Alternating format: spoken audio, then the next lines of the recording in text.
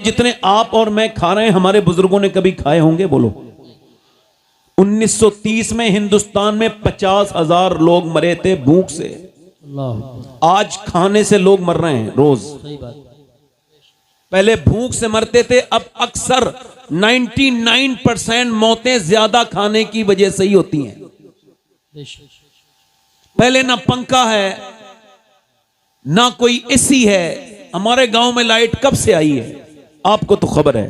पहले रात में आती थी, कभी तार टूट गए तो फिर वो टूट ही गए।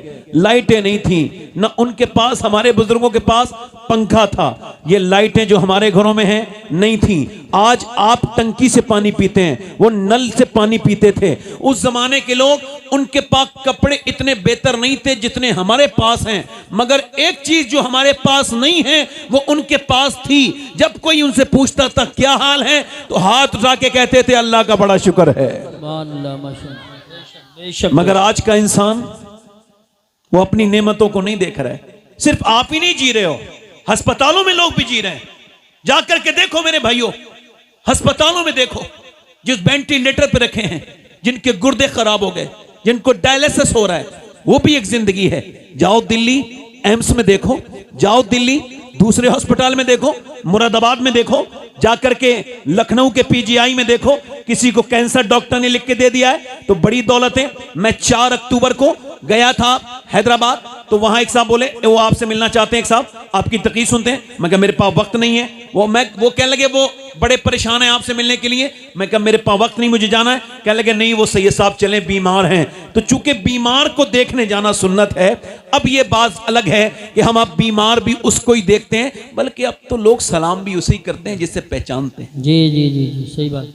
हुजूर ने फरमाया कयामत की निशानी यह है कि लोग उसको ही सलाम करेंगे जिसे पहचानते होंगे। आज लोग कुछ लोग इतने घमंडी लोग हैं, अल्लाह माफ करे, जैसे देख भी लेंगे तो सलाम नहीं करेंगे और बोलो तो अब उन्हें सलाम करो, अस्सलाम, ठीक हो, मतलब उसके गुरूर तकब्बुर को उसके रिलैक्स हो गया एकदम। ये अंदर हुजूर ने फरमाया जिसने सलाम में पहल की वो घमंड से बरी हो गया। मौला अली ने फरमाया घमंड का चेकअप किया करो। बताऊं घमंड का चेकअप कैसे होगा? बताऊं? देखो आप सब मेरे गांव के हो, मैं हल्के से बुलवा रहा हूं आपसे, इसी वजह से थोड़ा सा एहतियात करो। मैं भी कर रहा हूं तो ऐसे ही बोलते रहो, जरा थोड़ा सा मुस्कुरा भी लिया करो। मुस्कुराने से जैसे आदमी अपनी बीबी के साथ मुस्कुराए तो झगड़े नहीं होते। बेशक है ना? बोलो बात गलत है सही है? अपने दोस्तों के साथ मुस्कुराए तो बाखलाक कहलाता है। अच्छा ये फिल्टर वाले मोबाइल खरीद रहे हैं नौजवान आजकल, मोटी नाक छोटी हो जाएगी, पहचानोगे नहीं। मोबाइल में जो मैं हूं, यानी उसको भी खुद पता है मैं ऐसा नहीं हूं, मगर चूंकि दिल के खुश रखने को गालिब ये ख्याल अच्छा है, वो मोबाइल में अपनी नाक को छोटी करना, वो मोटी आंखें, वो सब फिल्टर। औरतें लाखों करोड़ों रुपया खर्च होते हैं, अरबों डॉलर खर्च होता है इस पर, ये कि औरतें खूबसूरत हो जाएं, कॉस्मेटिक पर, क्रीम पर, पाउडर पर, फेस वॉश पर। मगर ऑक्सफोर्ड यूनिवर्सिटी कहती है, कोई भी, ऑक्सफोर्ड दुनिया की सबसे बड़ी यूनिवर्सिटी, वो कहती है कोई भी चेहरे को ग्लो नहीं पैदा कर सकती, कोई क्रीम, कोई साबुन, कोई फेस वॉश का। फिर कह लगे इंसान के चेहरे में 126 रगें हैं, मसल्स हैं, ये तभी एक्टिव होती हैं जब बंदा मुस्कुराता है, और ये मेरे हुजूर की प्यारी सुन्नत है। बेशक सुभान अल्लाह, सुभान अल्लाह। जल्दी बोलो भाई सुभान अल्लाह। मैं कहीं और जाता हूं ना, मेरी तकलीफ सुन लेना, मैं कहीं और जाता हूं तो कहता हूं हमारे गांव में जब कोई सुभान अल्लाह कहता है तो अल्लाह उसको 90 नेकियां अता करता है। सुभान अल्लाह। तो क्या अब वो हिसाब नहीं चल रहा है क्या? सुभान आपको क्या लग रहा है सुभान अल्लाह कहने से कोई कमी आ जाएगी इज्जत में? अरे अल्लाह का जिक्र तुम यहां कर रहे हो, तुम चले जाओगे आप भूल जाओगे। अल्लाह के जिक्र का यही तो फायदा है। अल्लाह के रसूल फरमाते हैं जमीन का एक हिस्सा दूसरे हिस्से पे फक्र करता है, प्राउड फील करता है कि मेरे ऊपर कल एक ऐसा बंदा गुजरा था जिसने अल्लाह को याद किया था या बैठा था। कभी अपनी बाइक रोक के जंगल में नमाज पढ़ो, कभी कार रोक के नमाज पढ़ो, तुम भूल जाओगे मगर वो जगह तुमको नहीं भूलेगी। कयामत के दिन कहेगी मालिक इसे माफ कर दे, इसने वहां पे नमाज पढ़ी थी। ये वो वक्त है मेरे दोस्त मेरे भाई, अपनी जिंदगी में अब लेकर के आओ कि जगहों को गवाह बनाकर हुजूर मुफ्ती आजम आलम रहमतुल्लाह अलैह ये वहां पर कचभुज के जंगल में जा रहे थे, तो इनके जो गाड़ी थी वो आपकी भटक गई। तो लोगों ने पूछा हुजूर हम क्या करें, गाड़ी हमारी भटक गई है। फरमाया मैं दुनिया में भटकने के लिए पैदा नहीं हुआ। कहा फिर? कहा मेरे नसीब में लिखा था इस जंगल को गवाह बना के अल्लाह का जिक्र करना, मैं वही कर रहा हूं। नारे तकबीर, नारे रिसालत। मुस्कुरा के जरा बोलो सुभान अल्लाह। कुछ लोग मुस्कुराया, देखो मुस्कुराओ, वो जो लोग मुस्कुराते हैं ना उनके पास मेले लग जाते हैं, है ना। कभी मैं गांव में निकलता हूं, कभी खड़ा हो जाता हूं तो एकदम भीड़ लग जाती है। क्यों? चूंकि मैं मुस्कुराता हूं। मुझे पता है ये मेरे प्यारे हुजूर की सुन्नत है। जो मुस्कुराना नहीं सीखा वो दीन क्या सीखा है? कुछ भी नहीं सीखा।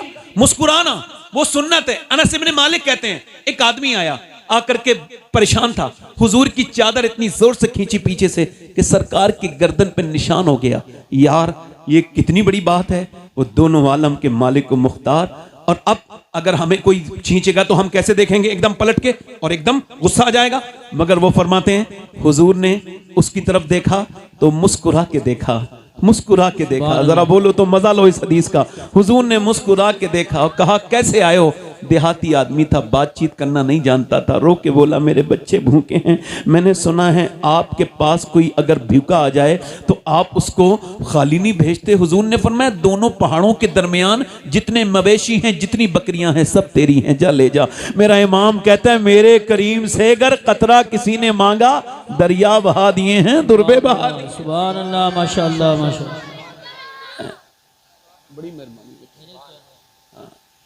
बेटे। अभी मेहमान आएंगे तो पैसे देने, मुझे पैसे कोई ना दो, बैठ के बस सुन लो तकरीर, पैसे ना देना, बस बैठो। मेहमान आएंगे तो आप देंगे इंशाल्लाह। मैं तो आपके यहाँ का हूँ। अब मेरी बात सुनो, ध्यान से मेरी बात सुनना। मैं जुबा आपसे अर्ज कर, तो ये आप ही सिर्फ दुनिया में नहीं रह रहे हैं, अस्पतालों में लोग हैं। तो वो मुझसे बोले चलिए। अच्छा मैं गया। हुजूर फरमाते हैं जब कोई बीमार को देखने जाता है ना मेरा उम्मती, हालांकि अब बेचारा गरीब मर भी जाए ना तो उसके जनाजे में लोग नहीं होते। मालदार तो जरा छींक भी जोर से छींक देना तो लोग आ जाते हैं, क्या हो गया भाई, क्या हुआ, दवा ववा ले लो, मैंने सुना है तबीयत खराब है। गरीब की लाशा निकल जाता है, गरीब के जनाजे में लोग शिरकत नहीं करते। कैसी मुनाफिकत है। मेरे आका फरमाते हैं मेरा उम्मती जब किसी का नमाज जनाजा पढ़ता है और इस नियत से कि अल्लाह राजी हो जाए, और वो सच्ची नियत से अगर वो नमाज पढ़ ले तो फरमाते हैं अल्लाह उसके सारे गुनाहों को माफ कर देता है। अल्लाह के रसूल फरमाते हैं बीमार को देखने जाओ तो थोड़ी देर ठहरा करो। जरा जोर से तो बोलो सुभान अल्लाह। हुजूर फरमाते हैं जब कोई बीमार को मेरा उम्मती देखने जाता है, फरमाते हैं जब देखने जाता है और जब तक वो बीमार को देख के आता नहीं 70,000 फरिश्ते उसके लिए दुआए मगफिरत करते रहते हैं। सुभान अल्लाह, माशाअल्लाह माशाअल्लाह। बहुत अस्पतालों में जाओ तुम्हें अपनी मौत याद आएगी। जाओ तड़पते हुए लोगों को। मैं गया, उसके घर में बड़ा आदमी था हैदराबाद में, उसके घर में मर्सिडीज, BMW और जो है वो जैगवार, वो गाड़ियां जो लोग ख्वाब में देखते हैं उसके घर थी। बेहतरीन गाड़ी, बेहतरीन बड़ा बंगला। मैं अंदर गया, उसने सिर्फ सलाम किया, मुझे हाथ नहीं मिलाया। मैंने कहा ये क्या बात? मौलाना बोले बताएंगे। मैंने कहा भाई ठीक है, क्या बात? तो रोने लगा, कहने लगा मैं गुटखा खाता था, 25 साल लगातार गुटखा खा रहा था। फिर कहते हैं गुटखा खाते खाते एक दिन दाना निकला। फिर मैं चेकअप कराने गया डॉक्टर के पास, तो डॉक्टर ने फिर चेकअप किया और जब मेरी रिपोर्ट आई ना तो मेरा सारा नशा झड़ गया। डॉक्टर ने कहा बस 1.5 महीना रह गया है, 2 महीने आखिरी स्टेज है। कहते हैं वो गड्डियां मुझे जो सुकून देती थी ना वो मुझे अब रद्दी बन गई। वो मेरे बच्चे मुझे यतीम नजर आने लगे।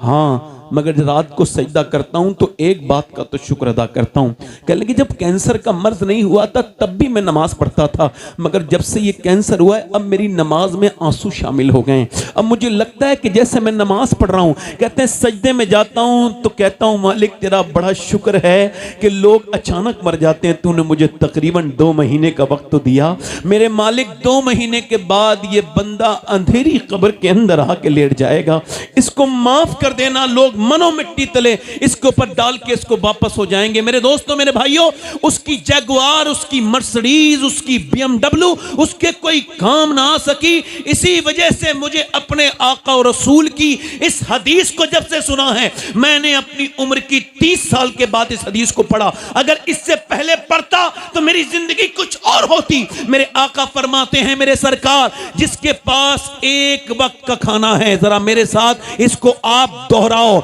जिसके पास एक वक्त का खाना है। मेरे भाइयों, जेनेटिक शरीफ के लोगों बताओ, जिसके पास हुजूर फरमा रहे एक वक्त का खाना है और जिसको अल्लाह ने सेहत दी है, वो मालदार है, उसको शुक्र अदा करना चाहिए। वो मालदार है, उसको शुक्र अदा करना चाहिए। मेरे भाइयों, कभी एक आदमी अस्पताल में भर्ती हुआ, 90,000 का बिल आया, 80 साल का तकरीबन उसकी उम्र थी, बूढ़ा था और वो ठीक हो गया। उसको सांस लेने में कोई प्रॉब्लम थी, उसकी ऑक्सीजन लगा, ठीक हो गया। जैसी तबीयत उसकी ठीक हुई, बिल सामने देख के रोने लगा। डॉक्टर ने कहा पैसे ज्यादा लगते हैं? कहा नहीं नहीं नहीं, अल्लाह ने इतना दिया है, पूरा अस्पताल खरीद सकता हूं। कहा फिर रोते क्यों? कहा छोड़ो ना डॉक्टर, तुमको क्यों बताऊं? कहा बताओ ना डॉक्टर, बताओ ना बड़े मियां। रो के बोला बस बात यह है कि बस ये सोचने लगा था कि आपके अस्पताल में मैंने 1.5 दिन सांस लिया ऑक्सीजन मशीन से, तो आपने 90,000 का बिल बिठा दिया। अल्लाह की हवाओं में सांस लेते लेते मैं बूढ़ा हो गया। मैंने कभी सोचा ही नहीं कि सांस लेना कितनी बड़ी नेमत है। मेरे भाई, दौलत से तुम नींद नहीं खरीद सकते, दौलत से बिस्तर खरीद सकते हो, दौलत से नींद नहीं खरीद सकते। अल्लाह ने तुमको नेमतें दी। नौजवानों, तुम्हारी पास लंबी उम्र है और तुम मेरे यहाँ के रहने वाले हो। एक बात अपनी गांठ में बांध लेना, कभी शिकायत न करना, न गर्मी की न सर्दी की। अपनी शिकायतें करके हम खुद जलील होते हैं। मौला गौसुल आजम फरमाते हैं, सबको हाल बताओगे तो बेहाल हो जाओगे। मेरे साथ जरा इसको भी दोहरा लो, जिस सबको हाल बताओगे तो बेहाल हो जाओगे।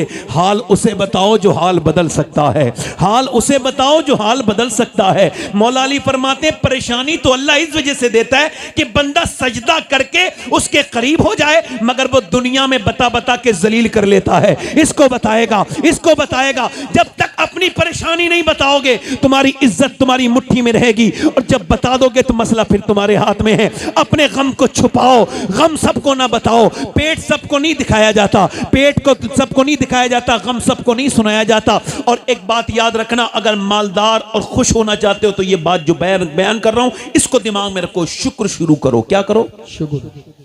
क्या शुरू करो? बोलो जल्दी बोलो। और शुक्र से पैसे बढ़ते हैं, किसी मियाँ के ताबीज से बढ़ते हैं, ये मैं को कंफर्म नहीं बता सकता। हालांकि मैं भी मियाँ हूं, आप तो सब जानते ही हो, मगर ये मियाँ लोगों ने बड़ा मामला घपला कर दिया। अल्लाह माफ करे। रब से दूरी बना दी लोगों की।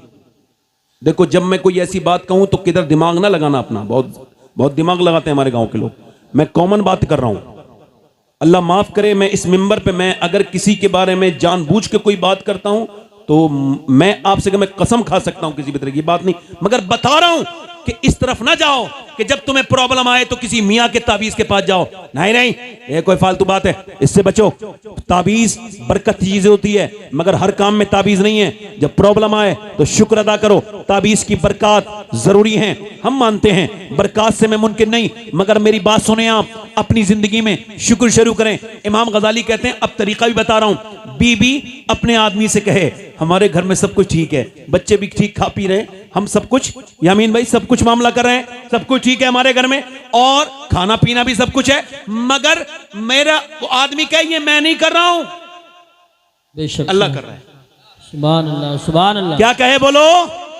ये जो घर में अनाज भरा हुआ है, ये घर में बरकत अल्लाह की है, ये रहमतें अल्लाह ने दी हैं। तो फिर औरत इस बात को सेकंड करे, बिल्कुल सही। इमाम गजाली कहते हैं, अगर औरत ऐसे करेगी और मर्द उसके साथ मिलकर शुक्र अदा करेगा, तो कहते हैं एक घर में नहीं, बल्कि मेरा ईमान कहता है कयामत तक अल्लाह उस घर की बरकतें खत्म नहीं होने देगा। जो अच्छा, फिर इसको मैं और आगे बढ़ा देता हूं। मौला रूम कहते हैं, आपने नाम सुना है हातिम ताई का? अच्छा, 1500 साल हो गए उसको, हुजूर से पहले उसका दुनिया में से चला गया वो, और मुसलमान नहीं था, मगर नाम क्यों जिंदा है? सखी था, सखी था। उससे किसी ने पूछा, आपने अपने आप से ज्यादा सखी कोई देखा? बोले जी देखा। कहा कौन? कहने लगे, मैं जा रहा था सफर पे ना, तो मुझे भूख लगी थी, एक गांव में देहात में चला गया, दरवाजे पे दस्तक दी, क्या बात है? मैंने कहा भूख लगी है। देहात के लोगों के पास माल नहीं होता, मगर अल्लाह दिल बड़ा देता है। आओ अंदर आ जाओ मेहमान, अहलन व सहलन बिठाला, गद्दा तकिया लगाया और कहते हैं फिर उसने बकरा ज़िबा किया और सबसे पहले उसकी बेहतरीन तरह से उसने उसकी भूंजी और भूनने के बाद उसने कलेजी मेरे सामने रखी। इतनी ज़्यादा जायके वाली कलेजी मैंने कभी खाई नहीं थी।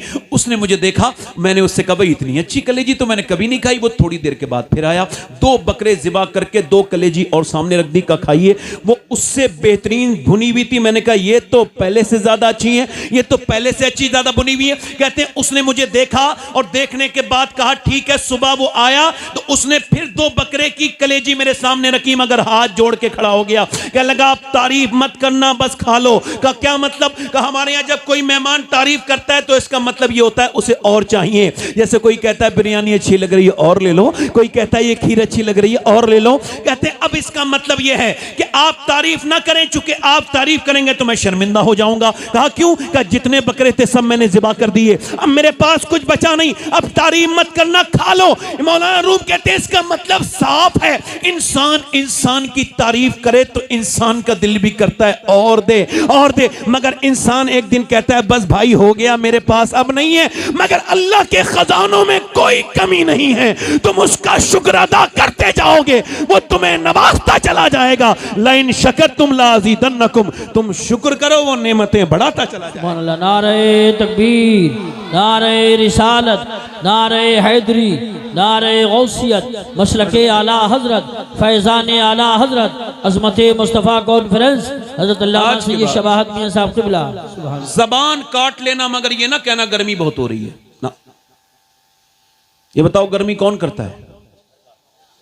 तो जो गर्मी पे एतराज करता है वो किस पे करता है? एक बार हवा मदीने में तेज चली थी, एक सिहाबी ने बस इतना कहा हवा तेज चल रही है। हुजूर ने फरमाया ऐसे ना कहो कि हवा तेज चल रही, बल्कि यूं कहो मेरा रब चला रहा है तो हवा तेज चल रही है। सुभान। अपनी जिंदगियों में शुक्र शामिल करें। और मैंने जो आयत पढ़ी है उसका तर्जुमा करता हूं। ए बेटा मोबाइल ना देखो, सीधे नीचे को बैठ कर दो। बिल्कुल जो चीज मुझे आपसे गुजारिश है सब लोगों से, थोड़ा सा ध्यान दें। अच्छा ये मोबाइल भी बीमारी बन गया आजकल जी। हाँ हाँ, बाथरूम तक में नहीं छोड़ रहा है आदमी, लेटरिन में लेके जाता है। हंसना नहीं हंसना नहीं। देखो मोबाइल में आपको दिखाऊंगा नहीं, कारी साहब अपना मोबाइल दे दो। आप एक बात समझा रहा हूं आपको, नौजवानों को। ये मोबाइल जब मैं खाना खाता हूं तो अलग रख देता हूं। हालांकि बच्चों को जो खाना खाते खाते बच्चे मोबाइल देखते हैं, उनके बारे में ये रिसर्च है कि मैदे के मरीज हो रहे हैं, यहाँ तक के उनको लीवर का कैंसर तक हो रहा है। वो बच्चे जो मोबाइल देख के, चूंकि ये सही का खाना चबा नहीं पाते और खाने पे ध्यान नहीं देते तो खाना लगता भी नहीं। मोबाइल देख रहा है आदमी, खाना भी खा रहा है, ठीक है। अब मोबाइल साथ में है। मैं अपनी बात कर रहा हूँ, जब मैं खाना खाता हूँ तो मोबाइल अलग रख देता हूँ, बाथरूम में जाता हूँ मोबाइल कोई मुझसे बात करे तो बेवकूफ़ों की तरह मोबाइल में नहीं लगा रहता, उससे बात करता हूँ। मगर सुने आप, मगर अब जब ये ऐसा हाल बन जाए, अब तक तो मैं मोबाइल का हूं मालिक, चूंकि ये मेरी मर्जी पर है। मगर ये जब मुझे बाथरूम में ना छोड़े, घर में ना छोड़े, मस्जिद में ना छोड़े, जलसे में ना छोड़े, स्टेज पे ना छोड़े, तो अब मेरा मालिक बन गया मोबाइल। जी जी। इससे आपको बचना है। मोबाइल को अपना मालिक, ये सोचने की तमीज चुकल। अब मैं अपनी बात शुरू कर रहा हूं। अल्लाह फरमाता है अल्हाकुमुत तकासुर हत्ता ज़ुरतुमुल मकाबिर। अल्लाह फरमाता है तुम्हें गाफिल रखा माल की ज्यादा तलबी ने। अल्हाकुमुत तकासुर। ए बेटा, ए बच्चे बोलो, अलग बैठो, उधर जाकर तुम उठो, उधर बैठो, अलग अलग बैठो, ठीक है बस ठीक। अल्लाह फरमाता है तुम्हें गाफिल रखा माल की ज्यादा। हुजूर फरमाते हैं आदम की औलाद को अल्लाह एक जंगल भर के सोना दे दे। कितनी जंगल भर के?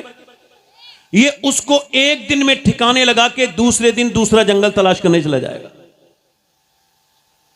हुजूर फरमाते हैं उम्र बढ़ती है, और हुजूर फरमा रहे हैं मगर 2 चीजें जवान होती हैं। बताऊं कौन सी चीजें? दो उम्र के साथ 2 चीजें जवान होती हैं। उम्र में इंसान बूढ़ा, मगर 2 चीजें जवान। फरमाते हैं एक तो पैसे की ख्वाहिश, दूसरा जीने की तमन्ना और आरज़ू।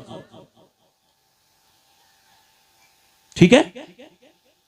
अल्लाह क्या फरमाता है तुम्हें गाफिल रखा माल की ज्यादा तलबी ने, ज्यादा तलबी ने। ये जो तलब है, यहां भी माल, चाहे हराम चाहे हलाल, बस माल होना चाहिए। और बैंकों में जमा कर रहे हैं। कितने लोग ऐसे हैं जिन पे हज फर्ज है मगर पैसे के लालची हैं, बिल्कुल हज भी नहीं करेंगे, ना ज़कात देंगे, उसको अपने अंदर रखे हुए हैं और उसको माज़अल्लाह उस पैसे का जो है ना वो गलत मिसयूज करते हैं। कुछ लोग समझते हैं हमने पैसा रख लिया तो ये हमारा बच गया, जो बैंकों में है वो बच गया। नहीं नहीं नहीं, जो प्लाटें खरीदी गई वो बच गया। नहीं नहीं नहीं, जो जमीनें खरीद के डाल दी वो बच गया। नहीं नहीं नहीं, ये नहीं बचा। अल्लाह के रसूल ने एक बकरी ज़िबा की, उसको फिर अल्लाह की राह में आपने सदका कर दिया, उसको अल्लाह की राह में दे दिया। उसके बाद घर तशरीफ लेकर के आए और पूछा आयशा क्या बचा, तो उन्होंने अर्ज की या रसूल अल्लाह ये 5-6 बोटी बची हैं। फरमाया ये नहीं बचा, बचा वो है जो अल्लाह की राह में चला गया है। सुभान अल्लाह, बेशक बेशक। अब कुछ लोग ये समझते हैं ना मैं मस्जिद को दूंगा, नहीं मदरसे को नहीं दूंगा, मगर जब शादी होगी तब देखना मेरे पास कितना कम पैसा है। न मस्जिद को देगा, न मदरसे को देगा, न आलिम से मुसाफा करेगा। अगर डॉक्टरों से बचना चाहते हो तो अपनी मस्जिद के इमामों से मुसाफे भर के किया करो।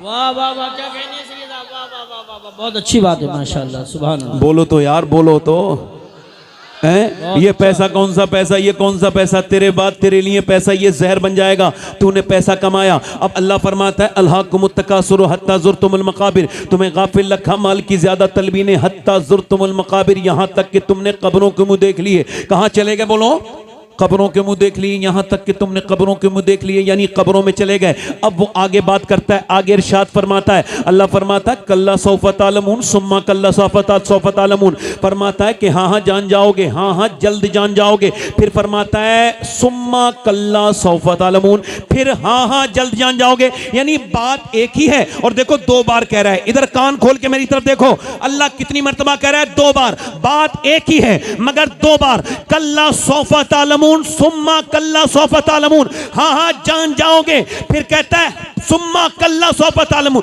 सुम्मा का मतलब है फिर, यानी मैं इसको ऐसे समझ लीजिए, मैं तुमको बता रहा हूं फिर बता रहा हूं, समझे, फिर बता रहा हूं। अल्लाह फरमाता है कल्ला सौफा तालमून सुम्मा कल्ला सौफा तालमून। मौला अली से पूछा अल्लाह ने 2 मर्तबा एक ही बात को क्यों इरशाद फरमाया, तो मौला अली ने फरमाया एक बार माल का हिसाब कब्र में देना पड़ेगा, फिर दूसरा हश्र में देना पड़ेगा।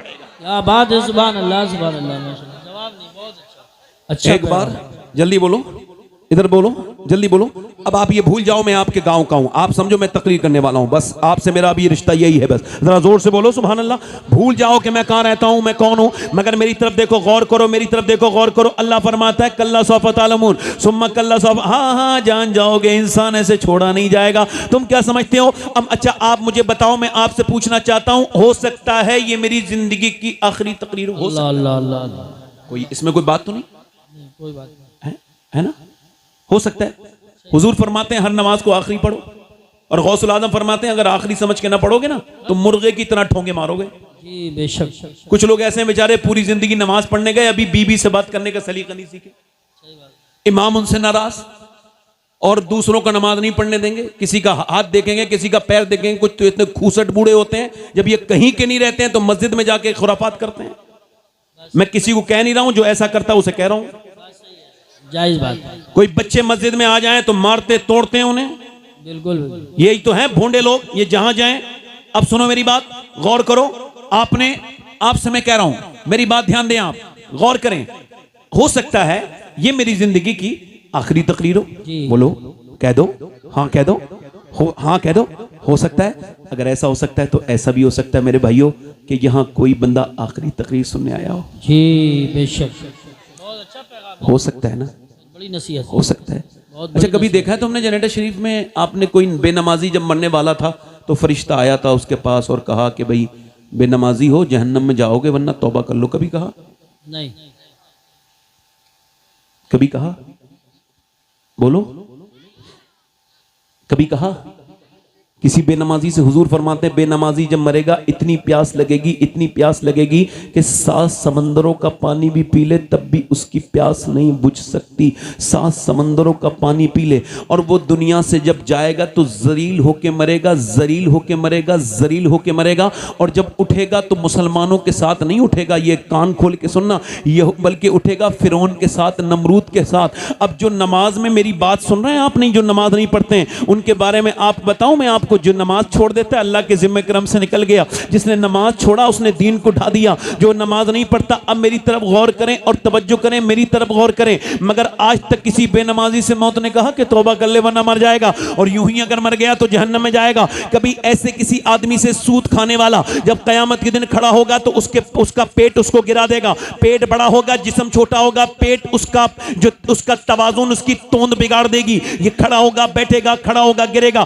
गिरेगा, खड़ा होगा, गिरेगा, खड़ेगा, यही तक होता रहेगा। अहले महशर पूछेंगे ये कौन है तोंद वाले? पूरे मैदान में तोंद वाले हैं, इनकी पेट बड़े बड़े हैं, ये कौन जलील लोग हैं? तो फरिश्ते कहेंगे ये सूद खाने वाले हैं। अब सुनो, सूद खाना अपनी मां के साथ जिना करने से बुरा काम है, मगर आज तक किसी ने कहा, मौस ने कभी कहा मौत सूद खाने वाले से तौबा कर ले? कभी कहा? बोलो कभी कहा? किसी ऐसे आदमी से जो अपनी मां के साथ बदतमीजी करता है, अपने बाप से साथ बदतमीजी करता है, जो बाप से जबान लड़ाता है, उससे कभी मौत ने कहा, बताओ जरा दिल पे हाथ रख के मुझे, मौत ने कभी कहा तौबा कर ले वरना इसी हाल में मर गया तो जहन्नम के निचले हिस्से में दाखिल होगा? कभी कहा? बोलो कभी देखा किसी बदनिगाही करने वाले को, किसी गाली देने वाले को, किसी को कि वो मौत से पहले बदला हो? ऐसा देखा? उसको किसी ने 2 दिन पहले फरिश्ते ने आके कहा? नहीं नहीं नहीं, कभी देखा? अब सुनो, हो सकता है मेरी पूरी तकरीर भूल जाना, मगर अपने मोबाइलों के स्टेटस पर ये स्टोरी लगाना जो गौसुल आजम की स्टोरी है, ये फरमान लगाना जो गौसुल आजम का फरमान है, फिर मेरे साथ दोहराना है सबको। गौसुल आजम फरमाते हैं मौत तुझे हाल बदलने नहीं देगी। जरा मेरे साथ दोहराओ, मौत तुझे हाल बदलने, खड़े हुए लोग भी बोले मौत तुझे हाल बदलने, जिस हाल में मरना चाहता है उसी में जीना शुरू कर दे। नहीं समझे, नहीं समझे, नहीं समझे, जिस हाल में। ए बच्चे बेटा उठ जाओ, मेरे बेटे उठ जाओ, जाओ एक तरफ बैठो। मौत तुझे हाल बदलने, अब बोलना नहीं बेटे, इधर देखो, सुनो। ए बेटा सुनने आए हो, इधर देखो, सुनो, बस बोलो मत, बोलना नहीं। मौत तुझे हाल बदलने, जिस हाल में मरना चाहता है उसी में जीना, जीना, जीना। अच्छा मौत हाल बदलने नहीं देती। बेनमाजी ऐसी मर गया, बेनमाजी मर गया, अल्लाह अकबर। अब आप उसके बारे में क्या बात कर रहे हैं वो एक अलग बात है। सुनिए, 22 साल का नौजवान है, दिल्ली में फिल्म थिएटर में, आजकल नौजवान लड़के, हमारे गांव के भी मैंने सुना है, खूब थिएटरों में जाते हैं, थिएटर में फिल्म देख के निकल के बाहर को जा रहा है। 22 साल का नौजवान, 6 एप्स हैं उसके, बेहतरीन, कड़ियल, अच्छा बेहतरीन सेहतमंद आदमी है, जा रहा है। उसने ऐसा सोचा नहीं है कि ये उसकी जिंदगी की आखिरी सफर है, उसकी जिंदगी का। उसने बाइक तेज चलाई, उसने तेजी के साथ बाइक चलाई, उसने मुंह में गुटखा डाला हुआ था, उसने कानों में गाने सुन रखे थे। चलते चलते उसको मौत ने इतनी भी मोहलत न दी कि वो अपनी बाइक रोक लेता। दिल का दौड़ा उसको पड़ा इसी के ऊपर, और इसी बाइक के ऊपर ये पहले गिरा, बाद में इसकी बाइक गिरी। मौत ने इसको कानों का गाना भी नहीं बंद करने दिया, मौत ने इसको अपनी मुंह से गुटखा भी नहीं थूकने दिया। जब ये गिरा तो इसका जबड़ा तोड़ दिया रोड ने। इसका वो चेहरा जो इसके ये सैलून में जाके, जो बाल वाले की दुकान पे जाके एक एक चीज चेक करता था, फिर उसके ऊपर ये लगाता था, वो लगाता था, ये पूरा चेहरा लिथड़ गया।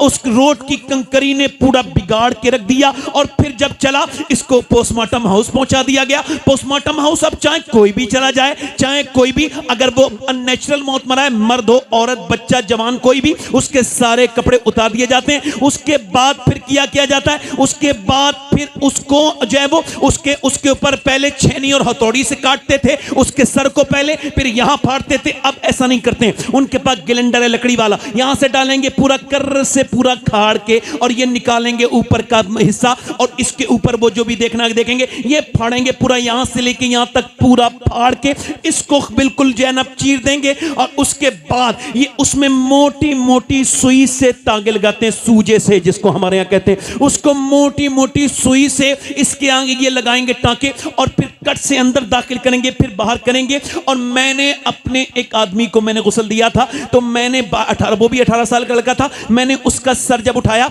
और मैं गुस्ल देता हूं, अल्लाह का शुक्र है कभी मुझे मौका मिल जाए और मैं कभी किसी की जनाजे में जाऊं तो कोशिश करता हूं कि मैं गुस्ल करूं। इससे दिल हल्का होता है, इससे दिल से गुनाह की आदत खत्म हो जाती है, दिल सख्त हो तो नाज मुलायम हो जाता है। मैंने उसका सर उठाया तो उसकी जो हड्डी थी सफेद मेरी उंगली में लगी और मैं रोने लगा। एक साहब ने कहा क्या तकलीफ होती है? मैंने कहा नहीं, मेरे आका फरमाते हैं जब मुर्दे का हाथ पकड़ा जाता है तो मुर्दा कहता है मेरा हाथ आराम से पकड़, गुस्ल देने वाले तेरे हाथ उठाने से मुझे तकलीफ होती है। जब हाथ उठाने से तकलीफ होती है, हुजूर फरमाते हैं जनाजा लेके चलते हैं तो वो कहता है मुझे कब्रिस्तान पहुंचाने वालों जरा हल्के हल्के अपने कदम रखो, तुम्हारे कदम की धमक से मुझे तकलीफ होती है, तुम्हारे कदम की धमक से मुझे तकलीफ होती है, तुम्हारे कदमों की धमक से मुझे तकलीफ होती है। अल्लाह अकबर। हजरत ईसा अपनी वालदा सैयदा मरियम की कब्र पे गए और जाके बोले मेरी वालदा मरियम अब मैं मुर्दे जिला लेता हूं और तू मेरी माँ है, तुझे देखने का दिल करता है, तू कहे तो अल्लाह के हुक्म से तुझे जिलाऊं। अंदर से आवाज आई ना ना ना मेरे बेटे ईसा, मेरी जब रूह निकली थी मुझे इतनी तकलीफ हुई थी जिसका एहसास मुझे अभी तक हो रहा है। हजरत सैयदना अबू हुरैरा कोई जरा सा पढ़ लिख गया तो उसके अंदर से ये खौफ मौत का चला गया। हालांकि मेरे आका करीम के सहाबा इकराम रोते थे मौत को याद करके। हके बरा इब्ने आजिब कहते हैं अल्लाह के रसूल एक कब्रिस्तान में गए, कब्र तैयार होने में थोड़ी देर थी, हुजूर के आंसू टप टप टप टप टप इतने गिरे कि वो जगह भीग गई। फिर फरमाया सबको तुमको इसी रास्ते से गुजरना है, मौत को ना भूलना मेरे सहाबा। ओ मेरे दोस्तों, मेरे भाइयों, जरा कान खोलो और मेरी तरफ देखो। ये जो तकरीर कर रहा है एक दिन इसको भी ऐसे ही मर जाना है जैसे इसके बुजुर्ग दुनिया से चले गए, और तुम सब हम सब ये सब दुनिया से चले जाएंगे। मौत किसी को नहीं छोड़ेगी, ना अमीर को छोड़े, ना गरीब को छोड़े, ना बादशाह को छोड़े, ना फकीर को छोड़े, ना आलिम को छोड़े, ना जाहिल को छोड़े, ना मुत्तकी को छोड़े, ना परहेजगार को छोड़े, ना मुरीद को छोड़े, ना पीर को छोड़े, ना शहंशाह को छोड़े, ना विधायक को छोड़े, ना मंत्री को छोड़े, ना किसी प्रधानमंत्री को छोड़े। मौत ने ना किसी को छोड़ा है, ना किसी को छोड़ेगी। ना किसरा को छोड़ा, ना किसी सिकंदर को छोड़ा, ना दारा को छोड़ा। अजल ने ही किसरा न छोड़ा ना दारा, इससे सिकंदर सफाते भी हारा। जगह जी लगाने की दुनिया नहीं है, ये इबरत की जा है, तमाशा नहीं है। मेरे भाई, मेरे दोस्त इधर देख, मैं आपसे गुजारिश कर रहा हूं, मैं इस वजह से रो रहा हूं मेरे भाई। मैंने उससे कहा कि मैं दिन रात सफर में रहता हूं, अपने मालिक से दुआ करता हूं, मालिक मुझे पोस्टमार्टम वाली मौत से बचा लेना मेरे करीम। वो पोस्टमार्टम वाली मौत से बचाकर अपने महबूब के मदीने में मौत अता करना, अपने महबूब के जलवों के तले, अपने महबूब के सदके से बस गुंबदे खजरा के आसपास कहीं मौत अता करना मेरे मालिक। उस मौत से बचाना जिसमें तेरी नाराजगी हो, उस मौत से बचाना जिसमें तू नाराज हो, वो मौत देना जिससे तू राजी हो जाए। आपको मौत में दिलचस्पी नहीं है, ये करीब में स्कूल वाला कब्रिस्तान है, इसमें हर तरह का मुर्दा है। 18 साल का मौजूद हैगा, 20 साल का मुर्दा मौजूद होगा, तुम गौर करोगे तो 25 साल का भी होगा, तुम गौर करोगे तो 30 साल का भी होगा।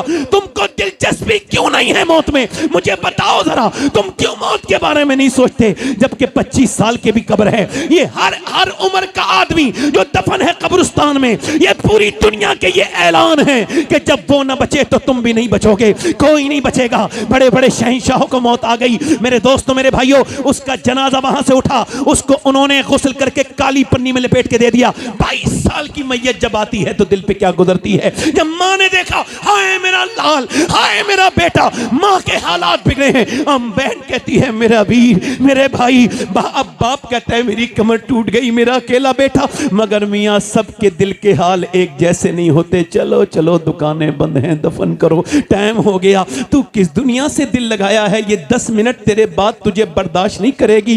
तुझे लेकर के जा रहे हैं, हंगामे हुए, और कितने हंगामे होंगे जो तुम नमाजों की तरफ आओगे, और कितने हंगामे होंगे जो तुम अपने रब से डरोगे। लोगों, मुसलमानों, अल्लाह के रसूल के गुलामों, जनाजा उसका उठा और शोर मचा, मगर कोई उसके साथ दफन नहीं हुआ, उसे अकेला दफन किया गया। दफन करने के बाद अल्लाह अकबर, इधर देखो एक बड़े जमींदार की कब्र खुदी, जैसी कब्र खुदी अंदर बिच्छू थे, उन्होंने क्या किया, कब्र बंद कर दी, दूसरी कब्र खोदी, फिर वहां भी बिच्छू, तीसरी कब्र खोदी, वहां भी बिच्छू। उलमा से राब्ता किया, उन्होंने कहा और एक जगह खोज के देखो, तो जब और खोदी तो वो भी बिच्छू। कहने लगे अब ये बिच्छू दुनिया में जहां भी कब्र खोदोगे मिलेंगे, ये बिच्छू नहीं है, कब्र का अजाब है, ये पहले ही शुरू हो गया है इस जमींदार के गुनाहों की दिखाने की वजह से कि ये आज पकड़ा गया है, आज कोई राह फरार नहीं है, इन्हीं बिच्छुओं में इसको डाल दिया जाएगा।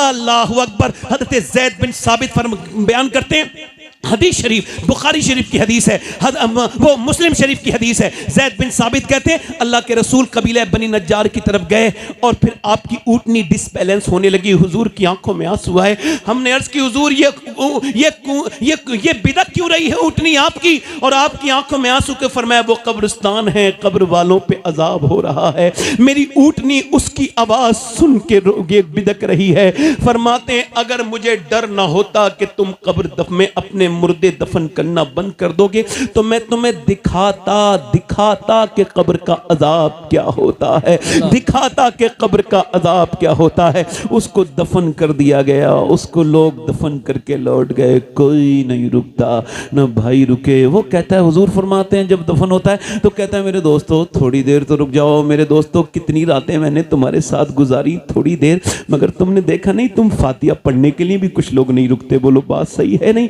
आज कब्रिस्तान में मजाक करते देखा है मैंने, लोगों को आपस में दुनियादारी की बातें करते देखा है। अल्लाह अकबर। जिस उम्मत का नबी कब्रिस्तान में आके रोए, उस उम्मत की बातें ठिट्टे लगाना बड़ी बेहूदगी है, बर्बादी का सबब है। इस वजह से थोड़ी जाते हैं लोग आजकल माज़अल्लाह इल्ला माशाअल्लाह कि लोग अल्लाह के लिए या उसके सवाब के लिए, नहीं ये मेरी दफन में गया था, मैं भी गया हूं, ये आजकल चलन बन गया है। अरे मौत को तो दुनियादारी में लगाओ, मौत के साथ तो दुनियादारी ना करो, तुम जिसका सुनो चले जाओ। मेरे दोस्तों मेरे भाइयों, उसको दफन कर दिया गया और कोई नहीं रुका। वो कहता है मेरे दोस्तों रुको, कोई नहीं रुका। अल्लाह के रसूल के गुलामों, सवाल मेरे नौजवानों से है कि वो फिल्म देख के मरा था, उसने अपनी उन आंखों से हुजूर को कैसे देखा होगा जिन आंखों से वो गंदी तस्वीर देख के मरा था? अल्लाह अकबर, अल्लाह। बताओ, इधर देखो, इधर देखो, कल है दीदार का दिन, आज यहाँ आंख बेकार है, क्या होना है। छुप के लोगों से किए, जिसके मेरे नौजवानों को यहूदियों ने इजराइल में बैठे बैठे बर्बाद कर दिया। इंस्टाग्राम इजराइल का, फेसबुक इजराइल का। और आपको बताऊं, ऐसी कोई वीडियो आपके मोबाइल में आज तक चली नहीं जो इल्म में, अल्लाह के इल्म में ना हो, जिसे अल्लाह ने देखा ना हो। कोई छोटी से छोटी वीडियो कोई ऐसी नहीं है, कोई ऐसा रास्ता नहीं था जहां तुम चल रहे थे, तुमने किसी की बेटी को बुरी नज़र से देखा था तो उसने देखा नहीं था।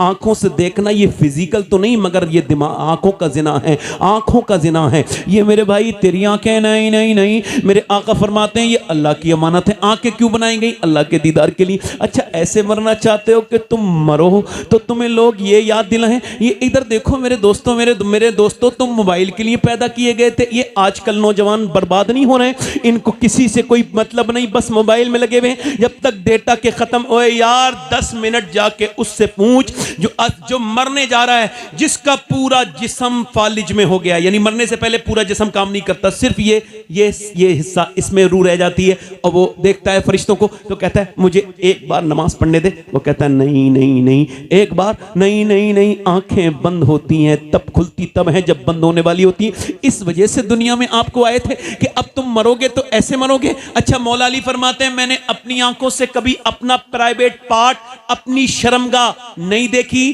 क्यों नहीं देखी? जायज तो है, फरमाते जिन आंखों से हुजूर को देखता था शर्म आती थी। अच्छा ये बताओ जन्नत शरीफ वालों, सब हुजूर से प्यार करते हो, अगर सरकार यहाँ आ जाएं तो तुम क्या देख सकते हो, नजर उठा सकते हो?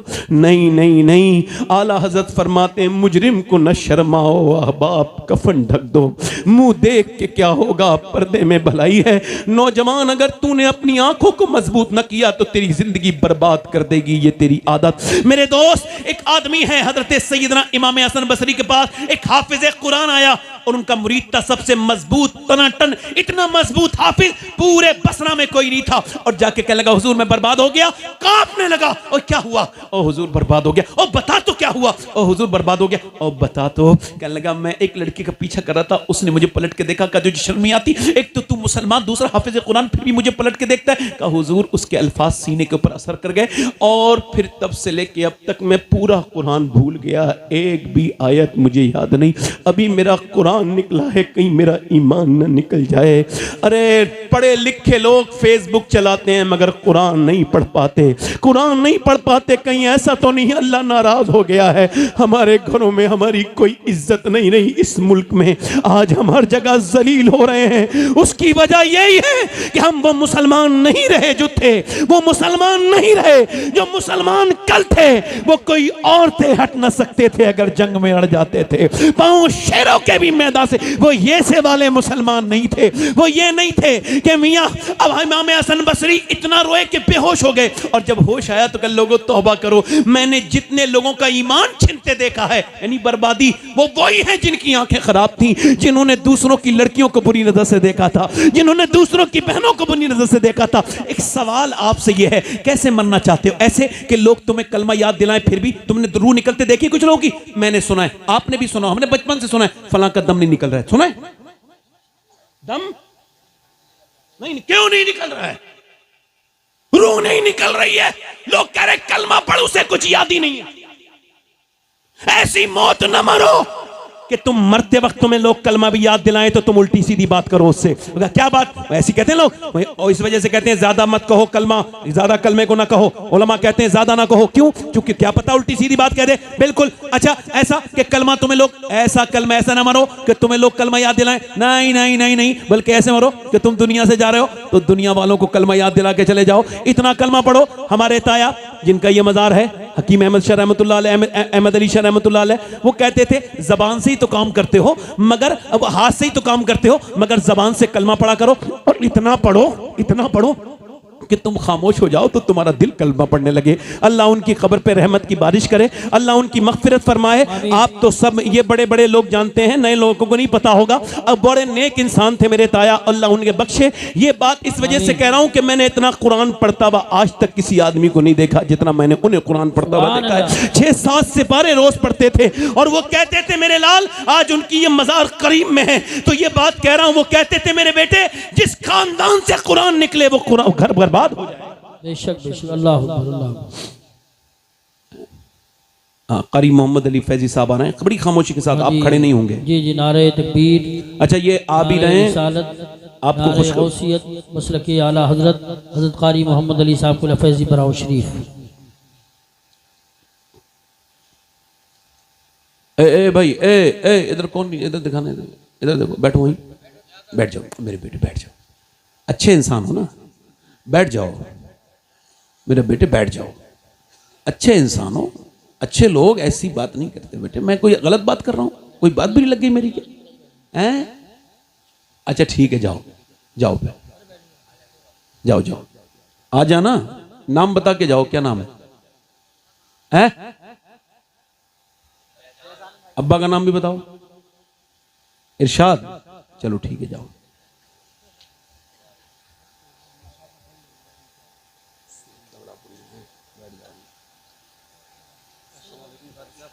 ये कारी, मैं कह रहा हूं कैसी मौत मरना चाहते हो? ऐसी कि लोग नहीं नहीं नहीं मेरे भाई। देखो नौजवानों, अपना कुछ वक्त निकालो।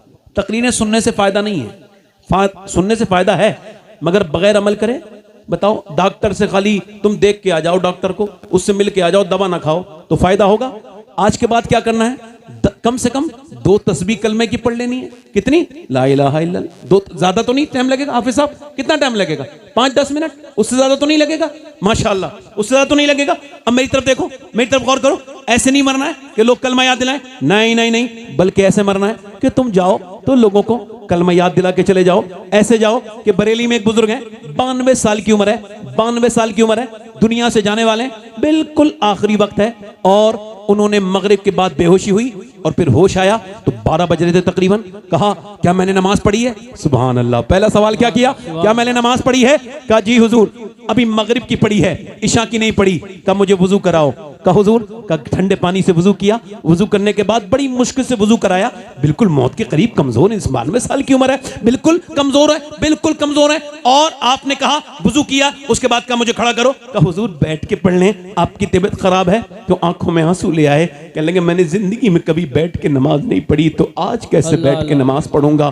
फिर वो बुजुर्ग खड़े हो गए, बड़ी मुश्किल से लोगों ने खड़ा किया, मगर फिर न जाने कहां से वो ताकत आई कि आराम से रुकू, आराम से सजदा, आराम से कयाम, आराम से जलसा, बड़े आराम से नमाज पूरी 40 मिनट आखिरी नमाज पढ़ी इशा की, बोलो सुभान अल्लाह। और उसके बाद बिस्तर पे लेटे और कहा लोगों मैं जा रहा हूं, बस किसी का मेरा दिल दुखाया हो मैंने तो मुझे माफ करें और मैं तुमको माफ करता हूं, लिहाजा मैं जा रहा हूं और पढ़ो कलमा। अब 200-250 लोग साथ में कलमा पढ़ रहे हैं। वो कब सबको देख के मुस्कुराने लगे और मुस्कुरा के कलमा पढ़ते ये गए वो गए खत्म। उसके बाद चेहरा बिल्कुल मुस्कुरा गया। शेख सादी कहते हैं ऐसे न मरना कि तू रो रहा हो, तू ऐसे न मरना कि तेरे चेहरे पर गम हो, बल्कि तू जब आया था तो ऐसा था कि तू रो रहा था, लोग हंस रहे थे। जब तू जाए तो ऐसा होना चाहिए कि तू मुस्कुरा रहा हो और लोग रो रहे हो। सारे लोगों ने रोना किया, उन्होंने कलमा पढ़ते पढ़ते रूह निकली। उस अजीम हस्ती का नाम दुनिया में बता के चले गए कि देखो ऐसी जिंदगी ना गुजारना कि लोग कलमा याद दिलाएं तो पढ़ो, बल्कि ऐसी जिंदगी गुजारो कि तुम्हें लोग कलमा याद दिलाएं और बल्कि तुम लोगों को याद दिला के चले जाओ। उस अजीम हस्ती का नाम शहजादा आला हजरत हम शबीए गौसे आजम सरकार हुजूर मुफ्ती आजम हिंद था। उन्होंने कहा था मेरे अमाल का बदला तो जहन्नम ही था, मैं तो जाता मुझे सरकार ने जाने। नारे तकबीर, नारे रिसालत, नारे हैदरी, नारे गौसियत, मसलके आला हजरत, फैज़ाने आला हजरत, फैज़ाने मुअज़्ज़मी हजरत अल्लामा सय्यद शबाहत मियां साहब क़िबला। अच्छा हमारे यहाँ तो लगता ही नहीं। अच्छा हमारे यहाँ की माज़अल्लाह अब तो बेटियां बहनें देख नहीं रहे, उधर शादियां देखी तुमने मुसलमानों की? मैं तो जाता ही नहीं। अल्लाह का शुक्र है, जिस शादी में चले जाओ तो लगता ही नहीं, ऐसा लगता किसी यहूदी की शादी है। ये हंसने की बात नहीं, रोने की बात है। मुसलमान लड़की, अच्छा एक बात मेरी ध्यान से सुनना, बुरी लगे तो इसे बदल कर लेना, मगर बुरा लगती है, अच्छी बात तो बुरी लगती है। जब कोई अपनी बहन को सजा के लेके जाता है ना शादी में, तो वो ये लाशऊरी तौर पे ऐलान करता है कि मैं दूसरे की बहन को बुरी नजर से देखूंगा तो अपनी बहन लेके जा रहा हूं ताकि कोई दूसरा ऐसे बुरी नजर से देखे। अल्लाह, थोड़ी बात सख्त लगी होगी। जब अपनी बीबी को कोई सजा सवार के, हालांकि बीबी को सिर्फ उसका आदमी देख सकता है सजा सवार के, मैकअप अपने आदमी के लिए जायज है।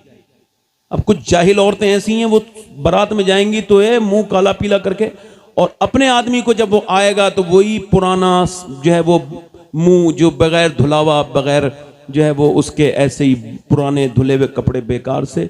और जब किसी जाएगी शादी में तो इसकी नियत, आदमी जब लेके जाता है ना बीबी को, तो मैं तो आदमी को कह रहा हूं, तो अपनी बीबी को लेके जाता है तो ये ऐलान करता है, ये भी लाशऊरी तौर पे, हालांकि बेशऊर तो ये है ही, तो वो ये ऐलान करता है कि मैं अपनी बीवी को लेके जा रहा हूं, चूंकि मुझे दूसरों की बीवियों को देखना है, तो अपनी बीवियों को दूसरों की निगाहों के मैं निगाह से बदनिगाही लफंगों के लिए सजा के लेके जा रहा हूं।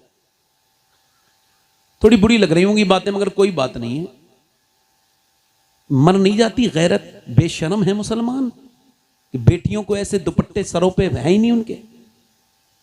ये किसके घर की औरतें हैं ये बताओ? पूरी दुनिया तो ये कह रही है बेपर्दगी हो रही है। कारी इकरार साहब, ये कौन औरतें हैं? कहां से आई हैं ये? बताओ मुझे। मुसलमान बच्चियां जब थिएटरों में नजर आने लगे, जब मुसलमान बच्चियां बुर्का ओढ़ करके गैर मुस्लिमों की बाइकों में घूमने लगे, मेरे गांव की नहीं, मेरी बहन तो नहीं, मगर वो मेरी इस्लामी बहन थी। बेशक इधर देखो, थी नहीं थी, मगर वो चली गई। गैर मुस्लिमों के साथ 11 लाख लड़कियां जा चुकी हैं।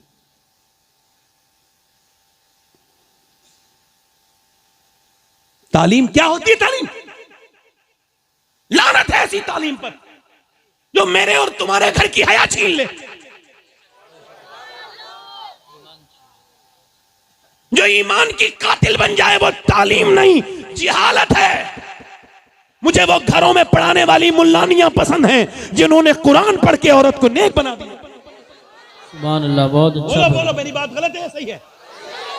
और ये बिल्कुल भी फंदे में ना आना, बिल्कुल। कोई भी अपनी बच्ची को अगर डॉक्टर बनाना चाहता है बनाए, मगर पहले वो कनीज़े फातिमा बनाए। बेशक। तालीम जरूरी नहीं है, पहले दीन जरूरी है। अच्छा, ये मुसलमान की लड़की हो सकती है जो किसी गैर मुस्लिम के साथ चली जाए? बताओ जल्दी बोलो, हो सकती है? जल्दी बोलो, हो सकती है? ये वो किसी बेहया की बेटी थी जिसने उसे फिल्म तो दिखानी सिखाई, जिसने उसे टीवी के सामने रोना सिखाया, मगर अल्लाह के सामने रोना नहीं सिखाया। जी बेशक।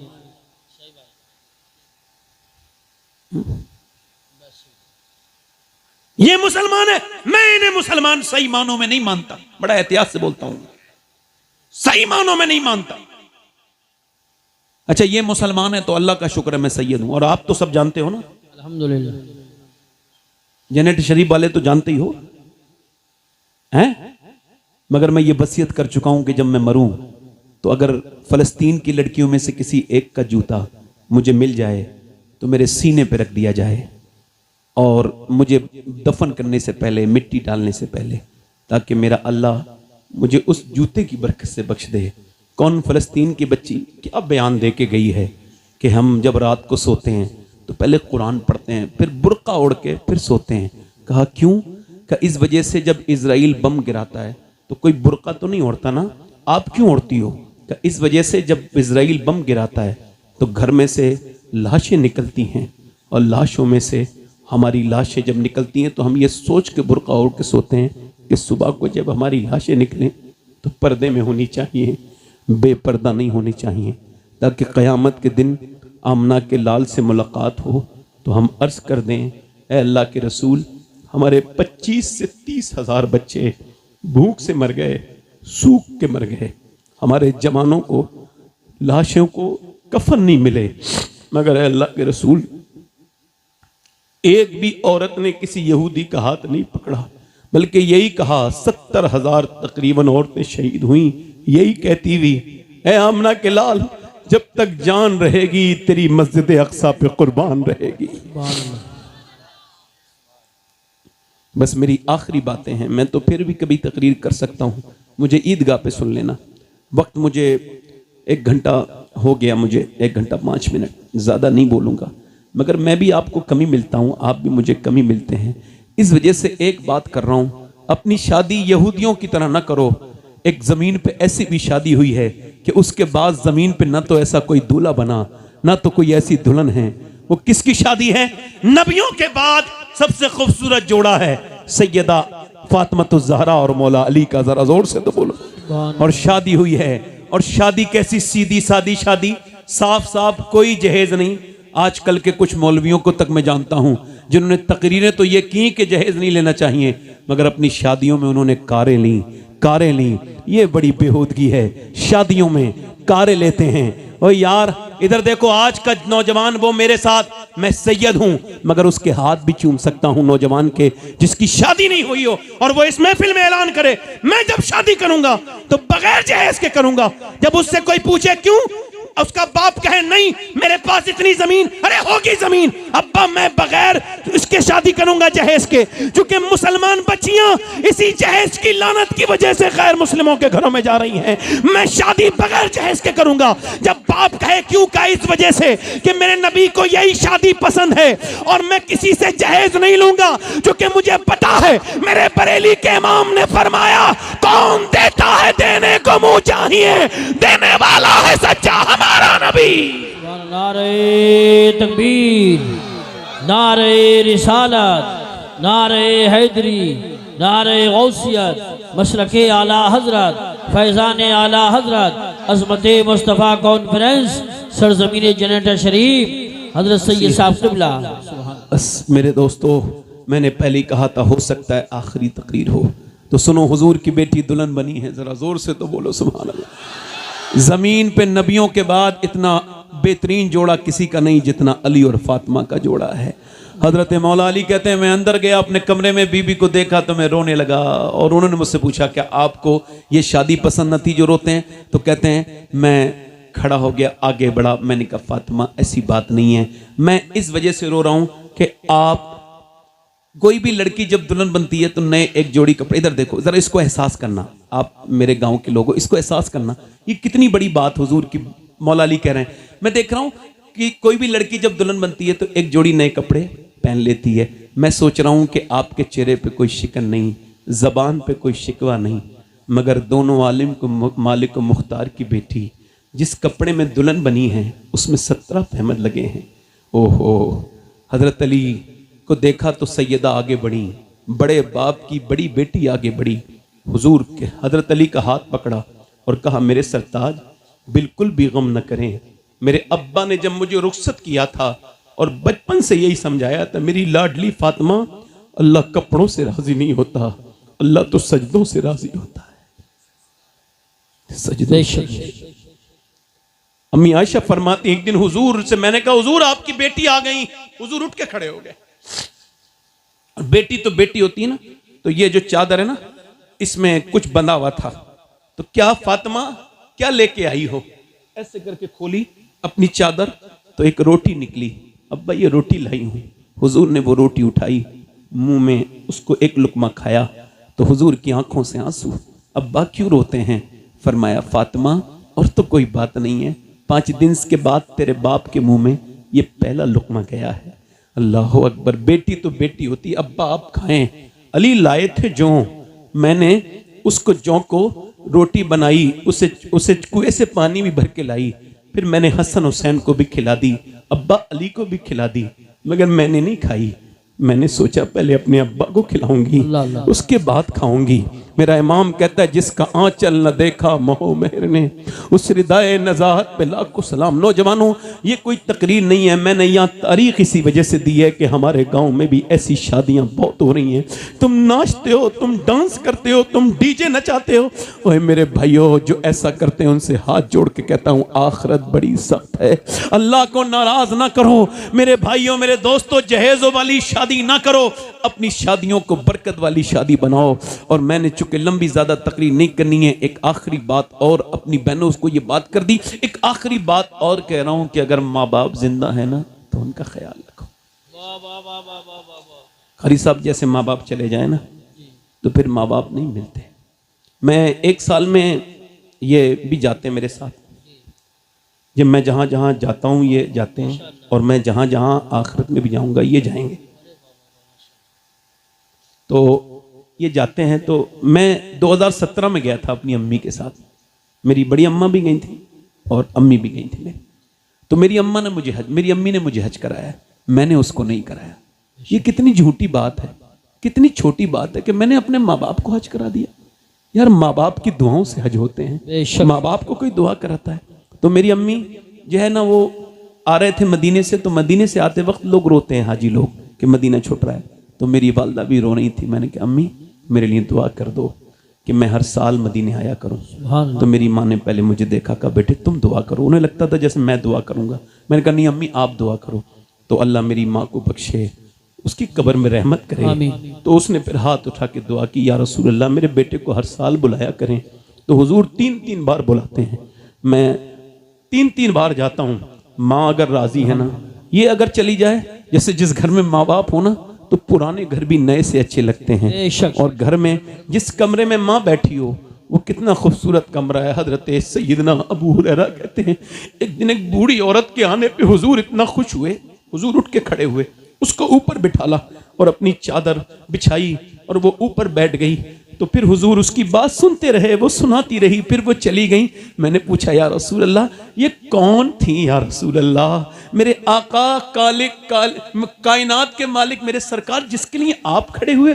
पर मैं तुमने पहचाना नहीं, ये मेरी माँ है हलीमा, इसने मुझे दूध पिलाया था। तू ये दूध पिलाने वाली माँ है, सगी माँ नहीं है। अल्लाह अकबर। दीवारें छोटी होती थी कारी साहब, दीवारें छोटी होती थीं, लेकिन पर्दा होता था। ताले की इजाज़त से पहले सिर्फ भरोसा होता था, और जब तक माथा चूम के रुखसत करने वाली जिंदा थी, दरवाजे के बाहर तक मुंह में लुकमा होता था। अब वो जो माँ, एक हमारे भाई हैं मेराज भाई, उनकी अम्मी का इंतकाल हुआ। वो खुद बुजुर्ग हैं, उनकी काफ़ी दाढ़ी वाड़ी सफ़ेद है और 50-55 साल की उम्र। वो उसके बेटों ने फ़ोन किया, नागपुर में रहते हैं, कहने लगे वो ये अब्बा बड़े परेशान हैं, आप ज़रा। मैं उन्हें उनसे बात की, आप क्यों रोते हैं अम्मी को याद कर करके? अब तो आप दादा बन गए। तो कहने लगे वो सैयद साहब बात ये ना, घर में आता था ना तो अब दादा चाचा ताया कहने वाले हैं, मगर वो जो कहती थी मेरे बेटे आ गया, मेरे महराज आ गया, तो बोले वो बड़ी याद आती है कि माँ मर जाए ना। और मैं आपसे कह रहा हूँ, मेरे दोस्त हैं वो तकरीर कर रहे थे तो मैंने उन्हें फ़ोन किया, मैंने कहा यार बड़ी अच्छी बात है, तुम तकरीर कर रहे थे, तुम्हारे वालिद बराबर में बैठे थे, बड़े खुश नसीब हो। तो कहने लगे क्यों? मैंने कहा इस वजह से तुम्हारे वालिद ने तुम्हारी तकरीर सुन ली। मैं तो आज 25 साल हो गए मेरे वालिद नहीं, उन्होंने मेरी तकरीर नहीं सुनी। तो मैं सोचता हूँ कहाँ कहाँ गया मैंने, कोई हिंदुस्तान के हर जगह गया, हर शहर में 10 बार गया, कोई ऐसी जगह नहीं जहाँ जाता नहीं हूँ या जाता नहीं हूँ, मेरी कोई हैसियत नहीं। कभी अर्श पर, कभी फर्श पर, कभी उनके दर, कभी दर बदर, गमे आशिकी तेरा शुक्रिया, मैं कहाँ कहाँ से गुजर गया। मगर मैं सोचता हूँ काश मेरे वालिद भी एक तकरीर मेरी सुन लेते तो कितनी बड़ी बात होती। मैं अब्बू की कब्र पे गया, मज़ार पे, तो मैं वो एक रिवायत उनकी पढ़ी। मौलाना हजरत बाबा फरीद फरमाते हैं अपने बाप का तलवा चूमना ये 7 साल की नफली इबादत से बेहतर है। तो जिसके बाप का तलवा हो वो तो नहीं चूमेगा, तो वो तो कब्र की मिट्टी चूमेगा ना, वो क्या चूमेगा बोलो बताओ। तो तुम्हारे बाप है तो उनसे जबान लड़ाते हो, हमसे पूछो माँ बाप क्या है। जिसके माँ बाप ना हो उनसे ना पूछो। अभी हाजी नसरुद्दीन साहब का इंतकाल हुआ, अल्लाह उनकी बख्शिश करे। ये हमारा भतीजा बैठा है, अल्लाह आप सबको बरकत करे। अगर माँ बाप जिंदा हैं मेरे भाई तो उनकी कदम चूम लेना, इससे बड़ा कोई पीर नहीं। किसी पीर की दुआ कबूल होगी कि नहीं कोई गारंटी नहीं, मगर मेरे आका फरमाते हैं माँ बाप की दुआएं ऐसे लगती हैं जैसे नबियों की दुआएं उम्मती के हक में कबूल होती हैं। मेरी बात खत्म हो रही है बस। अब ये अपनी एक किफल नाम का आदमी है, ये हमारे कारी साहब हैं, कारी यूसुफ रज़ा संभली साहब। हमारी लाइन में ये इतने नेक और अपनी वालदा के फर्माबरदार। हालांकि मोहम्मद अली फैजी भाई भी अपनी माँ को बहुत मोहब्बत करते हैं, अब बगदाद शरीफ भी साथ में जा रही हैं। कारी साहब हज करने जा रहे हैं अपनी माँ के साथ, क्योंकि जो माँ के मर्तबे को जानता है उसे ही तो पता होगा ना। जिसे जो जाहिल है उसे कुछ नहीं पता, वो इधर उधर जाएगा, मज़ार पे अजमेर में जाके फ़ोटो खिंचवाएगा, अजमेर में जाके ईद की नमाज़ पढ़ेगा, माँ के सलाम नहीं करता। अरे तू कहीं भी चला जा, अगर काबे का गिलाफ पकड़ के भी मर जा और तूने अगर माँ का दिल दुखाया है तो तू जहन्नम में जाएगा। और अगर तू अपने गांव में भी मर जाए, माँ बाप राजी हैं तो इंशाअल्लाह जन्नत में जाएगा। नारे तकबीर, नारे रिसालत। देख कर वालिदैन के रुख को जिसके दिल में गुलाब खिल जाए, है ये कौले रसूल के उसको एक हज का सवाब मिल जाए। सुभान अल्लाह, क्या बात है सैयद साहब। बहुत मैंने अपनी बात खत्म कर देनी है, बस आपसे एक गुजारिश। किफल नाम का एक आदमी है, नौजवानों तुमसे गुजारिश, किफल नाम का एक लड़का है, हर रात एक नई लड़की के साथ जिना करता है। ये हदीस शरीफ हुजूर फरमा रहे हैं। क्या करता है? जिना बढ़ रहा है, जिना से बचो। जिना जलील कर देता है। जिना करने वाले की रोजी में बरकत नहीं, चेहरे पर रौनक नहीं, जिना करने वाला जलील होके मरेगा। बेशक जिना करता था हर रात एक नई लड़की के साथ। एक दिन एक लड़की आई, रोने लगी। क्या रोती? पैसे नहीं मिले? का पैसा सब कुछ थोड़ी होता है, बल्कि ईमान भी कुछ होता है। का क्या मतलब? कि जब मैं रात को सजदा करती हूँ तब भी अल्लाह देख लेता है, और आज मैं जब तेरे साथ अपना जिस्म बेचने आई हूँ ना तब भी अल्लाह मुझे, मगर अल्लाह जानता है कि उसकी बंदी मजबूर है, मैं कभी ये ना काम ना करती। उस मालिक से यही करूँ, मालिक तू तो गवाह है कि तेरी बंदी ने कभी जिना नहीं किया, तो माफ कर देना। मजबूर थी ना, बहुत रोई, इतनी रोई कि उसके आंसुओं से किफल का दिल बदल गया। बोला जा जा, मैं तुझे अपनी बहन बनाता हूं, जा ये पैसे ले, तूने मेरी आंखें खोल दी, जा। हुजूर फरमाते सारे पैसे उसको दे दिए। और वो फिर क्या हुआ? फिर उसके बाद अल्लाह अकबर, वो सजदे में गया और बोला मालिक एक रात आई थी, कितनी बरकत वाली थी, मैंने उसके हाथ तक नहीं लगाया, और मैंने तो कितनी लड़कियों की इज्जतें लूटी हैं। अगर मेरी तरह कोई गुनहगार नहीं, फिर ये दिल पे उसके लग गई बात, तो फिर तेरे तरह करेम भी कोई नहीं। ऐसा रोया रूह निकल गई, मर गया। कोई सुबह को जनाजा नहीं दफन करेंगे, इसका जनाजा जानी था। ये कमजोरी का फायदा उठाता था, गरीब लड़कियों की इज्जत नहीं, इसका जनाजा पढ़ेंगे।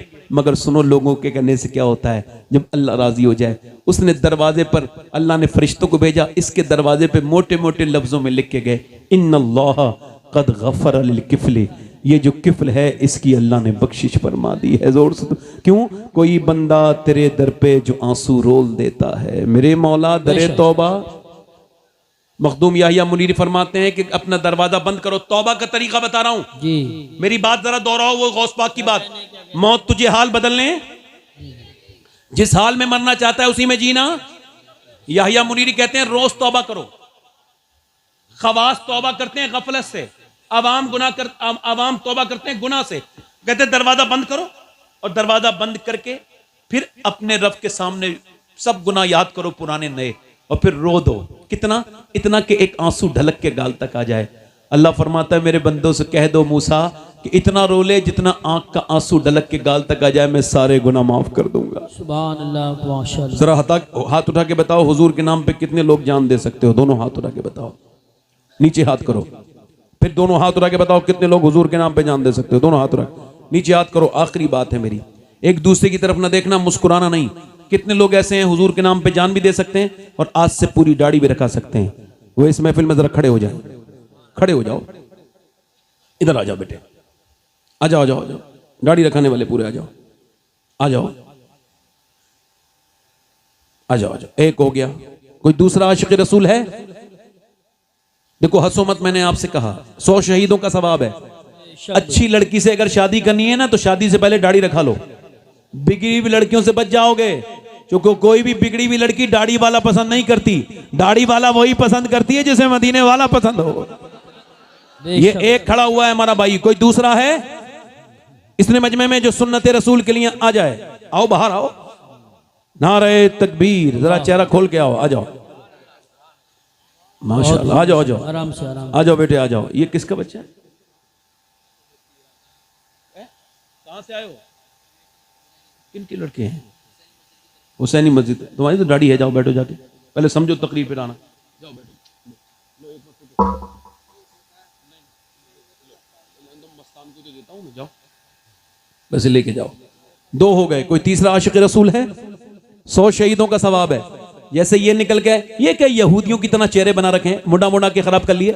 सुन्नत है, 100 शहीद। आज से कौन ऐसा मुसलमान है नौजवान जो इस महफिल में कहे अब तक जिया था सभी के लिए, आज से जीऊंगा अपने प्यारे नबी के लिए, जो कि ताजुश शरिया कह के गए हैं, जिंदगी ये नहीं है सभी के लिए, जिंदगी है नबी की, नबी के लिए। सुभान अल्लाह, माशाअल्लाह। है कोई? काफी पुराने बैठे हैं, दाढ़ी मुड़ा के समझते हैं कि जवान हो जाएंगे। बेटे बैठ जाओ, तुम छोटे हो, भी बैठ जाओ। हंसना नहीं भाई, ये कह रहे हैं कोई तो काफी पुराने बैठे हैं, दाढ़ी मुड़ा के, सफेद दाढ़ियों को काला करा के, ये समझ रहे हैं कि ये हम जवान हो गए। आला फरमाते हैं, आला हजरत फरमाते हैं, मैं नहीं कह रहा हूं, बैल के सींग काटने से बछड़ा नहीं बनता, बैल का बैल ही रहता है। 2 ही लोग खड़े हुए हैं, 50-50 खड़े होते हैं।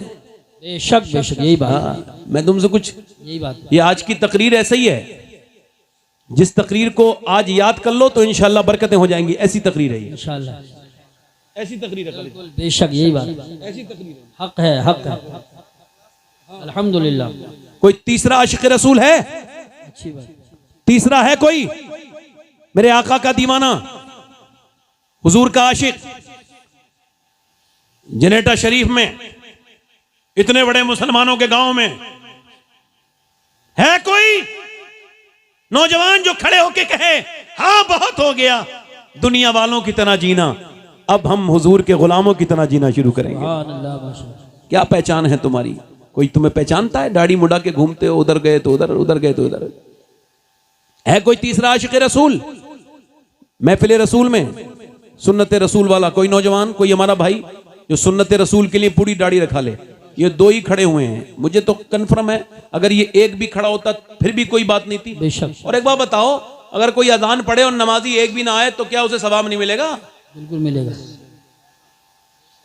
मिलेगा। मैं तो अजान पढ़ रहा हूं, सही बात। अब ये तो नमाजियों के ऊपर है, अपना भला चाहो तो आओ, बेशक बेशक। वरना ये अंग्रेजों की तरह चेहरे बनाओ। अच्छा पैगाम है सही साहब, बहुत बस जितनी देर मैं हूं, बस फिर कारी साहब निजामत करेंगे, फिर आप भी सुनेंगे, मैं भी सुनूंगा। कारी मोहम्मद अली फैजी साहब को 2 लोग हो गए, तीसरा कोई है तो आ जाए। है कोई पीछे से नौजवान खड़े हुए लोगों में से कोई निकल के आए बाहर? असल में इतने लोग आ गए कि जो कुर्सियां मंगाई थी वो तो भरी गई, और ये और लोग खड़े उधर रोड पे खड़े हैं। आगे से जलसा कराया करो नौजवानों, तो ज्यादा डबल टिबल कुर्सी मंगाया करो, क्योंकि ये हमारा गांव अब माशाल्लाह बहुत बड़ा हो गया है। हाँ, इसका मर्तबा भी बड़ा है, क्योंकि दादा मियाँ सारे गांव से बड़ा मर्तबा है हमारे गांव का। आसपास में कोई इस मर्तबे का गांव नहीं है, इस वजह से कि यहाँ दादा मियाँ आराम कर रहे हैं, बेशक, बहुत मौजम शाह मियाँ आराम कर रहे हैं, है ना। चलो भाई दाढ़ी रखाना दोनों इंशाल्लाह है, अल्लाह ताला जज़ा दे तुमको। बैठ जाओ, बैठ जाओ बेटे, आगे आ गए तो पीछे मत जाओ, आप खड़े हो जाओ यहीं पे, बैठ जाओ यहीं पे। जरा हुजूर की आंखों की ठंडक है नमाज। इरादा कौन कौन करता है नमाज का? ये तो कर सकते हो ना नौजवानों। आज से मस्जिदें अगर भरी हो गई तो समझो जलसा कामयाब है अपना। दोनों हाथ उठा के बोलो इंशाल्लाह नमाज का इरादा करते हो। दोनों हाथ उठा के बोलो इंशाल्लाह इरादा करते हो, नमाज पढ़ोगे इंशाल्लाह। बहन बेटी को पर्दे के लिए कहोगे अपनी इंशाल्लाह। हमेशा सुन्नियों के सच्चे मजहब मसलक के आला हदरत पे रहोगे इंशाल्लाह। अल्लाह आप सबको सलामत रखे, बाकरामत रखे। मैं दुआ करता हूँ मेरी कोई बात बुरी लगी हो तो मुझे माफ कर दो, चूंकि काफी वक्त हो गया, 1.5 घंटा बोल गया मैं। आपको पता तो नहीं चला? हाँ बताया। ए ए ए ए कहाँ जा रहे हो? हैं? बैठ जाओ, पानी कोई पिएगा नहीं, बैठो। नहीं कोई किसी को भी बुला लो, पानी नहीं पिएगा कोई। हाँ हाँ, जब चाय पिएंगे सब बाद में, वो भी पानी कोई नहीं पिएगा, पानी कोई नहीं। करबला वालों का जिक्र हो तो पानी नहीं। हाँ बैठो आराम से इंशाल्लाह। कोई बात मेरी बुरी लगी हो तो माफ करिए। अच्छा तो ये अच्छा ठीक है, तुमने अच्छा हाँ ठीक है, जाओ भाई जाओ, पानी ले आओ। अरे हंसो मत भाई, तुम हंस क्यों रहे हो? मतलब मुझे क्या पता कि ये पानी मांग रहे हैं। लंबा सफर करके आए। हाँ लंबा सफर करके आए एकदम। ये यहाँ से तकरीबन 500 किलोमीटर कार से आए हैं, यही बात है। सफर करके। तो ये है कि इंशाल्लाह है नौजवानों, बदलोगे ना इंशाल्लाह, वरना मौत हाल बदलने हैं। इंशाल्लाह नमाज पढ़ेंगे, दोनों हाथ उठा के बोले इंशाल्लाह। अच्छा एक वादा और करो, शादियों में औरतों को बेपर्दा नहीं लेके जाएंगे इंशाल्लाह। वादा करो, अपनी शादियों को ठीक बनाएंगे इंशाल्लाह। मेरी कोई बात। और ये जहेज वहेज से बचो है। और ये डीजे, मैंने तो ईदगाह पे भी कहा था, ये डीजे बजाने वाले बड़े जाहिल है। ये डीजे बजाने वाले बताओ, और कोई किसी का इंतकाल हुआ है, किसी के डीजे बज रहा है, जाहिल लोग हैं। क्या डीजे बीजे होता है, पागल लोग, नौजवान लड़के। अच्छा पहले तो नाचने वाली बुलाते थे, अब तो घर में ही नाच लेते हैं, काफी हैं नाचने वाली। पहले जितनी माज़अल्लाह, अब कुछ बात नहीं कहता मैं, बस इन्हीं बात खत्म कर रहा हूं कि अपने घरों को ठीक करो। ताना नहीं दे रहा हूं, बदलो। मैं अपने घर को ठीक करूं, आप अपने घर को। और पैसा अच्छी जगह खर्च करो, ठीक जगह खर्च करो। जनेटा शरीफ वालों, इतना बड़ा गांव है, अगर हर